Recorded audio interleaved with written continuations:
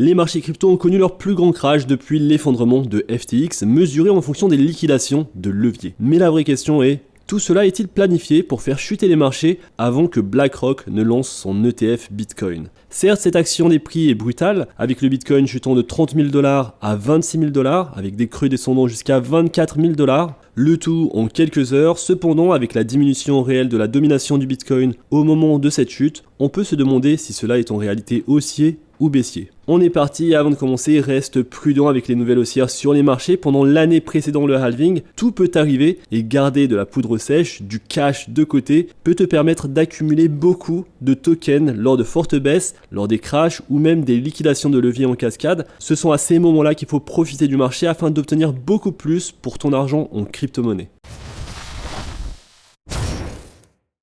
Alors même si le Bitcoin a connu une chute, The Wolf of Wall Street souligne dans ce tweet que la domination du Bitcoin est en train de s'effondrer. C'est une énorme surprise pour moi car lorsqu'on a un important déclin du Bitcoin, normalement on a une hausse de la domination. Et donc lorsqu'on a une hausse de la domination, cela incite les gens à vendre leurs altcoins pour les changer en Bitcoin pour protéger cette correction sur le Bitcoin. Alors la domination du Bitcoin ne fait que suivre la quantité d'argent investi dans le Bitcoin par rapport au reste du marché des crypto-monnaies.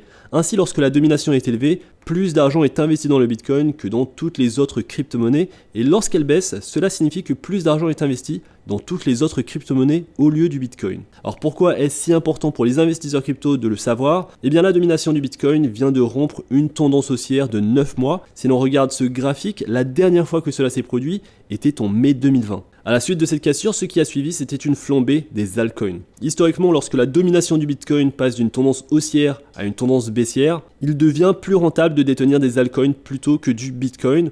Et donc personnellement, ma stratégie en ce moment est d'être sur le Bitcoin plutôt que sur les altcoins.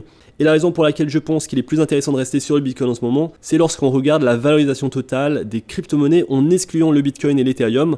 Donc c'est ce qu'on appelle le Total Tree. Donc il s'agit de la valorisation totale des altcoins et on se rend compte qu'on est toujours en tendance baissière, on est en dessous de la ligne de support. Et donc lorsqu'on est en dessous de ce support, nous sommes en tendance, théoriquement en tendance baissière et on pourrait continuer à baisser. Et donc c'est ce que nous voyons depuis plusieurs semaines sur les altcoins. Et donc c'est pour ça que je pense que le Bitcoin reste tout de même beaucoup plus safe. Et tout juste récemment, nous venons de casser donc cette ligne de support sur le Bitcoin et donc nous pourrions voir plus de baisse sur le Bitcoin sur les prochaines semaines et je pense que cela impacterait également les altcoins.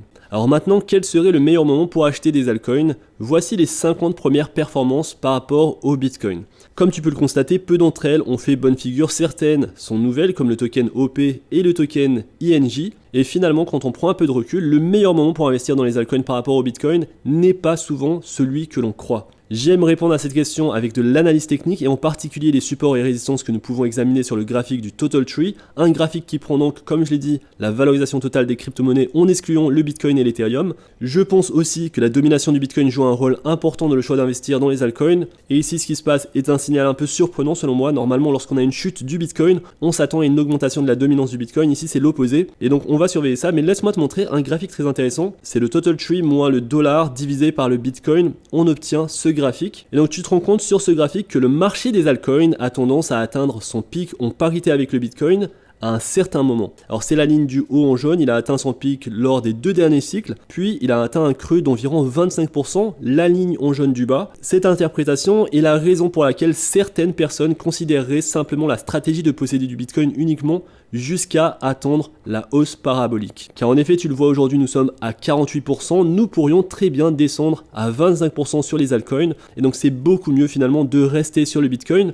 Alors quand tu regardes également ce graphique, qu'est-ce que tu vois? Tu vois qu'il est remonté vers la bande de support du marché haussier, mais nous n'avons jamais cassé à la hausse ce support, et nous ne faisons que des plus bas malgré des bandes temporaires que nous connaissons. Tu le sais, dans le marché des crypto-monnaies, tu vois parfois un projet crypto qui fait plus 15%, plus 20%, plus 30%, et ça laisse à penser au marché que nous sommes dans une saison des altcoins, mais en réalité il ne s'agit que de l'exception. Si tu remarques, les altcoins n'ont cessé de perdre en valeur. Et donc avec cette stratégie de posséder uniquement finalement que du Bitcoin et de se focaliser sur le Total Tree, sur la valorisation totale des crypto-monnaies en excluant le Bitcoin et l'Ethereum et en se focalisant également sur la dominance du Bitcoin, avec cette stratégie, on va manquer les points bas sur les altcoins, mais la bonne nouvelle c'est qu'on ne manquera pas nécessairement les points bas sur les paires altcoin-Bitcoin. Alors maintenant, laisse-moi te partager l'avis de certaines personnes. Certains diront qu'il est intéressant d'entrer dans les altcoins et de faire du DCA régulièrement, environ 8 à 10 mois avant le halving. En prenant cela en compte, nous serions aujourd'hui dans une bonne période pour commencer à accumuler des altcoins. Alors ce qui est sûr, c'est qu'il est toujours préférable d'acheter pendant une période de faible confiance du marché, et c'est ce que nous commençons à connaître. L'histoire a tendance à se répéter et même face à des variables de marché telles que les craintes actuelles de récession, ces craintes se sont déjà manifestées par le passé, sans forcément se concrétiser. Et donc est-ce qu'on aura une récession cette fois-ci? La conclusion finalement à la question quel est le meilleur moment d'investir dans les altcoins est la suivante. Si tu envisages d'investir dans les altcoins, prépare-toi à les conserver pendant au moins 18 mois à 2 ans avant de voir exactement ce qu'ils peuvent faire. Si tu es prêt avec ça, alors tu es dans le bon état d'esprit pour commencer à accumuler des altcoins. Je pense que certains altcoins vont super bien performer sur les prochains 18 mois. Je pense qu'on sera bien au-dessus des prix actuels. Et donc c'est intéressant, si tu as cette vision long terme, de commencer à accumuler des altcoins. Si tu es plutôt soucieux de tes investissements et que tu n'as pas forcément envie de connaître une forte chute sur les altcoins, il est peut-être préférable de se mettre sur le Bitcoin et d'attendre le meilleur moment en suivant quelques signaux pour commencer à changer tes Bitcoins en altcoins. Ce moment, il viendra, il n'est pas encore arrivé. Et si ça t'intéresse, et justement c'est la stratégie que j'utilise, je t'invite à rejoindre ma newsletter Token Cult Insider dans laquelle justement je partage ce genre d'informations et je te dis ce que je fais sur les marchés. Et donc tu retrouveras le lien en description. Et donc pour en revenir à la dominance du Bitcoin, malgré la chute de celui-ci, il y a une théorie selon laquelle BlackRock et Wall Street manipulent le Bitcoin à la baisse pour acheter autant que possible à moindre coût, pendant que le reste du marché crypto suit son flux aléatoire naturel. Et donc nous pourrions avoir quelques mois ennuyeux en mouvement latéral jusqu'à la fin de l'année, ou alors nous pourrions avoir un tout autre scénario. Ce qui est intéressant, c'est d'être forcément dans le marché,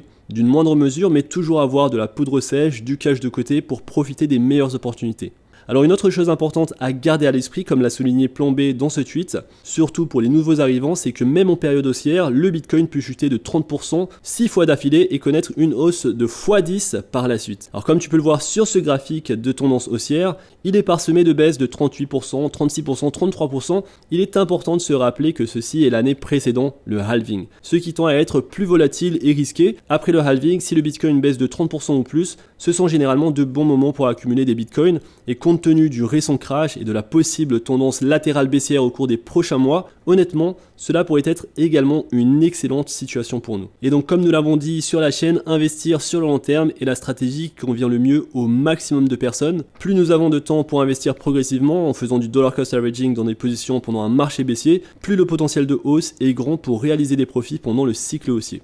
En plus, c'est une stratégie qui est assez facile à suivre pour la plupart d'entre nous. Et donc je trouvais intéressant de te partager mon avis sur quel est le meilleur moment pour acheter des altcoins. Dans une prochaine vidéo, je vais te parler de l'Ethereum et je vais te dire pourquoi l'Ethereum pourrait corriger fortement sur les prochains mois. Alors tu sais, quand je te fais de telles prédictions, je prends en compte l'analyse technique et le contexte historique des prix de l'Ethereum par rapport au précédent cycle. Et donc si tu veux voir cette vidéo sur l'Ethereum, si tu ne veux pas la rater, je t'invite à t'abonner à la chaîne, à activer la cloche si tu as aimé cette vidéo. Je compte sur toi pour liker la vidéo, pour la partager avec le maximum de personnes. N'oublie pas également de rejoindre ma newsletter gratuite, le lien est dans la description. On se retrouve très vite pour une prochaine vidéo. D'ici là, fais attention à toi, investis bien et à la prochaine.